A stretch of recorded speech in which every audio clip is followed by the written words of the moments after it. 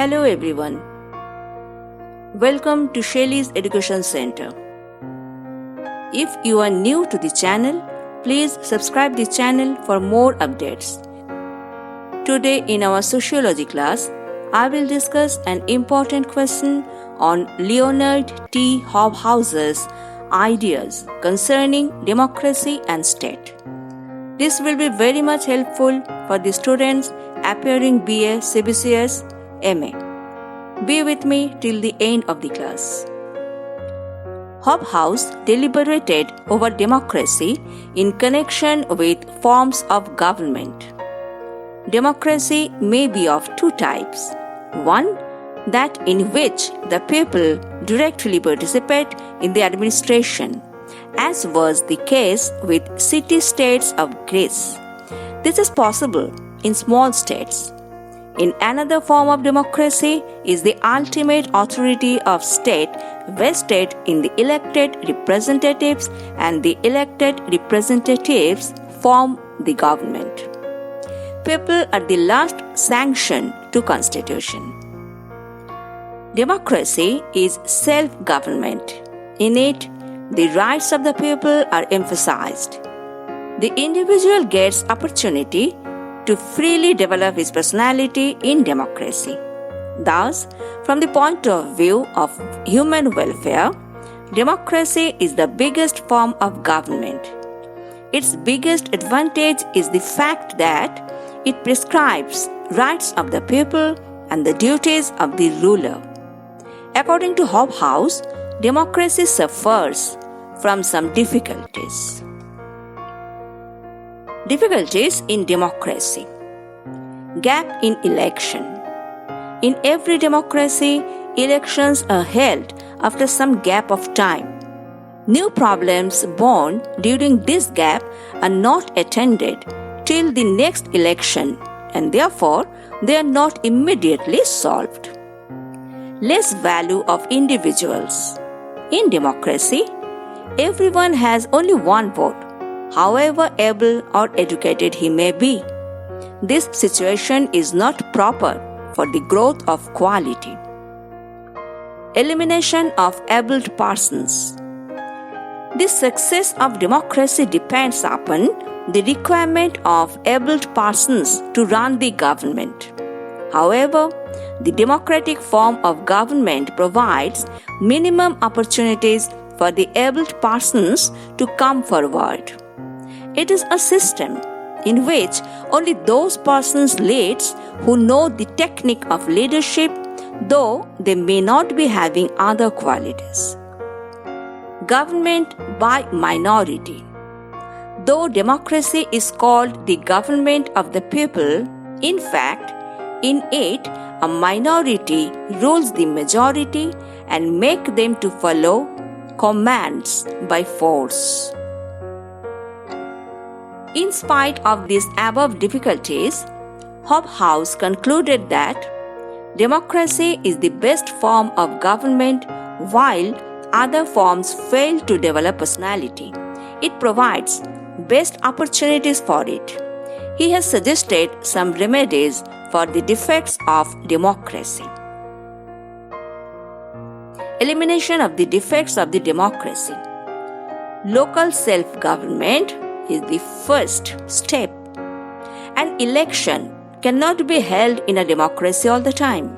Therefore, power should be given to institutions of local self-government as municipality, corporations, and village panchayat. This leads to decentralization of power. The next step will be referendum. In order to ensure that the majority may not oppress the minority, one of the remedies is referendum. Whenever the legislatures have to deliberate over an important issue, it should be presented before the people by means of referendum in order to elicit their opinions. Now, start the state according to Hobhouse. According to Hobhouse, there are some important issues concerning the state institutions like The first is sovereignty. According to Dicey, sovereignty is of two types. One that prescribes laws and uses it, and the other which provides sanction to the Constitution. While the former type of sovereignty is legal, the latter type of sovereignty is political. Hobhouse criticized absolute sovereignty as it is against democracy. In modern times, no state enjoys absolute sovereignty. In a democracy as well as there is no absolute sovereignty. The next is freedom and restraint. Man wants freedom, but the laws of the state bind him. Thus, freedom and restraints are interconnected. As there is no absolute freedom, so there is no complete restraint. In fact, freedom itself requires restraint and functions within its limits. Next is natural rights. According to Hobhouse, natural rights include the functions leading to social welfare. There is no other natural right besides these. A right depends upon the society and the government. Each individual has right to do welfare of the society. No natural right, but the sentiment of social welfare is the link between the freedom and the restraint. Next, field of the state. Hobhouse has discussed the field of the state. As regards property, he does not support personal property, nor does he seek to eliminate it absolutely. He thinks in the middle of the road. Property is constituted by social circumstances. It has no meaning without reference to society. On the other hand, without freedom to have personal property, men will not make efforts to produce or maintain property. Capitalism provides unlimited property rights. Socialist system does not encourage personal property, and both these are extreme conditions.